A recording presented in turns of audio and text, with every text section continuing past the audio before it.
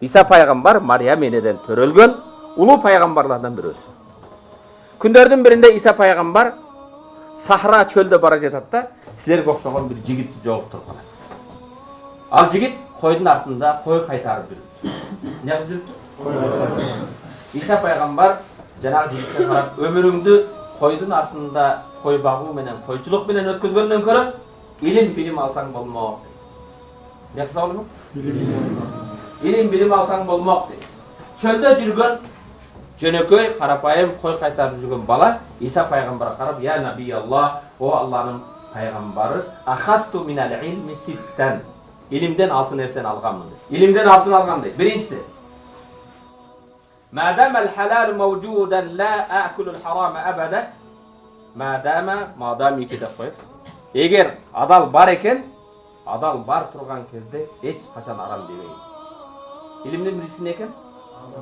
Арам турган кез, адал турган кезде арамга жол болсун. Адал нерсе бар экен, эч качан арамды жебейм. Азыр силер менен эришип, Кыргызстандын чоң базарларына бирөөсү Ош базарга, Аламидин базарына, же болсо чоң супермаркетке кирсек, сан жеткис биз санай албаган, Аллах Таала бизге адал кылган наз нематтар, адал нерселер толтурат. Алардын арасынан эсептелүү нерсе гана, спиртной, адамдын акылынан ажырата турган нерсе арам.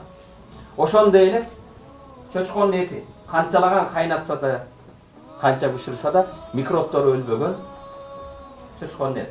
Же болбосо ошол эле кезде уйдун эти, койдун эти адал болгон менен, эгер муздалбастан, муздалган кезде бар микробдор адамга зыян бере турган нерсе, масфух агып чыкпай, өзүнчө өлүп калып, каны ичинде калган болсо, ал арам болуп калат, туура? Инсандын акылына, ден соолугуна зыян болгон эсептелүү нерсени арам кылган. Бүгүн тилекке каршы инсаният, адам баласы кээде базарга кирсе, магазинге барса, ушундай миңдеген, миллиондогон адал нерсе турса, арамга да кол узаткандар. Иса пайгамбарга жолуккан жигит адал бар экен, эч качан арам жебейм. Биринчи эмне экен? Бирок урматтуу студенттер, адал деген кезде, адал кээде арам деген кезде бир гана аракты же чочконун эти же өзү өлгөн айвандын этини, адал болгон айвандардын эти эле арам дебестен, кээде бирөөнүн акын жегендик арам. Туурабы? Тараздан алдыгандык арам. Ошондуктан адал мүмкүнчүлүгүм бар экен, адал турган кезде эч качан арамды жебейм дептир. Биринчи. Экинчи алган илимим дептир. Мадама сыдкы мавжудан ла акзибу абада. Чындык турган кезде эч качан калп айтпаймын дептир. Экинчи илим эмне экен? Чындык, акыйкат. Чындык турган кезде эч качан жалган айтпайм дептир. Пайгамбар саллаллаху алейхи ва саллам мусулман дейт коркок болуусу мүмкүн дейт. Мусулман сараң болуусу мүмкүн дейт, бирок мусулман калп айтпайт. Мунафыктын белгиси канча эле? Аламаты, белгилери, мунафык эки жүздүүдүн аламат белгилери үчөө. Анын биринчиси иза хаддаса казиб, качан сүйлөсө калп айтат. Ва иза ваада ахлак, вада берсе, вадасына карама каршы турат, же вадасын аткарбайт. Ва иза утимуна хан, аманатка кыянат кылат. Мусулман калп айтпайт. Экинчи илимим эмне? Чындык бар экен, калп айтпаймын. Бирок тилекке каршы кээ бир бүгүн мусулмандын перзенттери бар. Атын сүрүштүрсөң, пайгамбарлардын атын коюп алган. Мухаммад, Ахмад, Мустафа, же Яхья, же Иса, же Муса, же Юнус, же Юсуф, пайгамбарлардын атын койгон, сахабалардын атын койгон, аты мусулман, заты мусулман, бирок ал жалган таппай калган кезде чындык айтат. Жалган сөз таппай калган кезде чындыкты сүйлөгөн мусулмандар. Экинчи илим эмне экен? Чындык турган кезде эч качан калп айтпаймын деп. Үчүнчү алган илимим, Аллах Тааланын казынасы толуп турат экен. Алланын казынасы, рызыкты бизге ким берет? Жоктон бар кылган ким? Аллах Куран хуаллази халакакум сумма разакакум. Хуаллази халакакум. Ал силерди жаратты. Жаралдыңбы? Жаралганын сенин бул дүйнөдө бар экениң, рызкыңдын бар экенине да. Рызкың болбосо бул дүйнөгө жаралбайт элең сен. Хуаллази халакакум сумма разакакум. Ал силерди жаратты, андан кийин рызкыңарды берди дейт. Түшүндүңбү? Рызкыбыз бар үчүн жашап жатабыз. Рызкыбыз түгөгөн кезде малакил маут келет да, о адам баласы оңго жүрдүм, солго жүрдүм, батышка бардым, чыгышка бардым, түндүккө бардым, түшүккө бардым. Сенин жей турган наның калган жок, иче турган суың калган жок, ала турган демиң калган жок, баса турган кадамың калган, андан кийин эмен калган. Рызкың түгөгөн күнү кетесиң. Аллах Тааланын казынасы толуп турат экен, эч качан бир бенденин мал мүлкүнө көз атпаймын. Үчүнчү илим эмне экен? Алланын рызкысы бар экен. Кудай Таала сага рызык жараткан. Аллах Тааладан сурасак, алакан жайып жараткандан сурайлы, аракет кылалы. Ар бир инсанды Аллах жараткан кезде эки буту бар, эки колу бар, бир эле оозу бар. Иштеп жейм. Туурабы? Эки колуң бар, эки бутуң бар, бир эле оозуң бар. Рызкыңа өзүң аракет кыласың. Үчүнчү илим, Аллах Тааланын рызкысы казынасы толуп турат экен, бир бенденин байлыгына, башкасына көз атпаймын.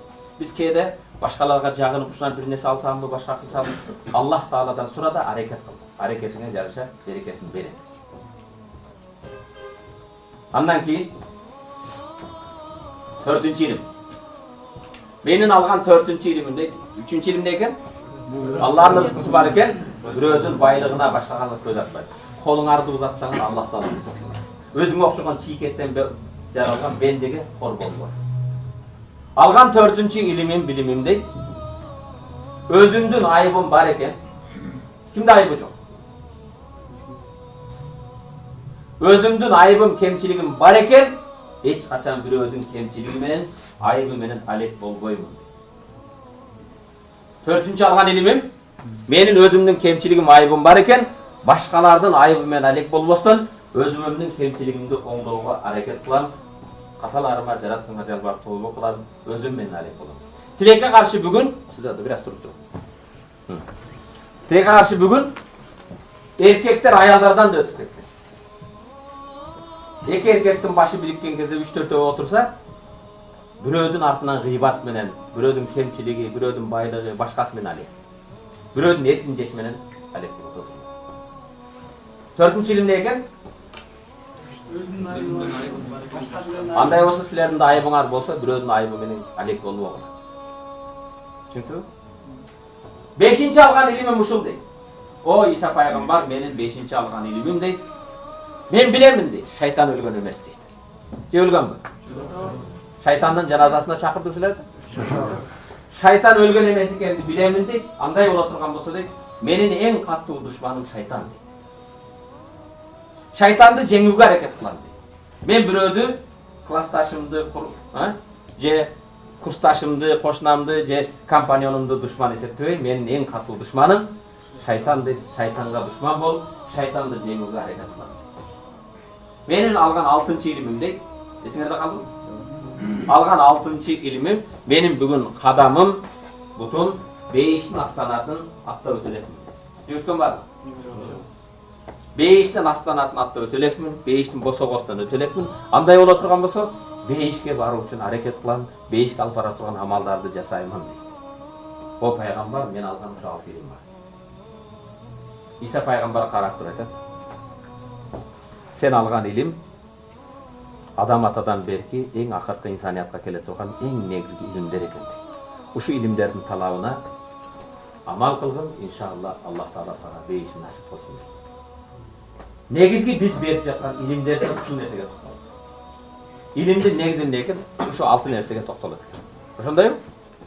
Андай боло турган болсо Аллах Табарак ва Таала биз кээде окуйбуз, башка кылабыз, эгер амал кылбасак, окуган нерсени, үйлөнгөн нерсени турмушта ишке ашырбасак, анын биз пайдасын, мөмөсүн ала албай калабыз.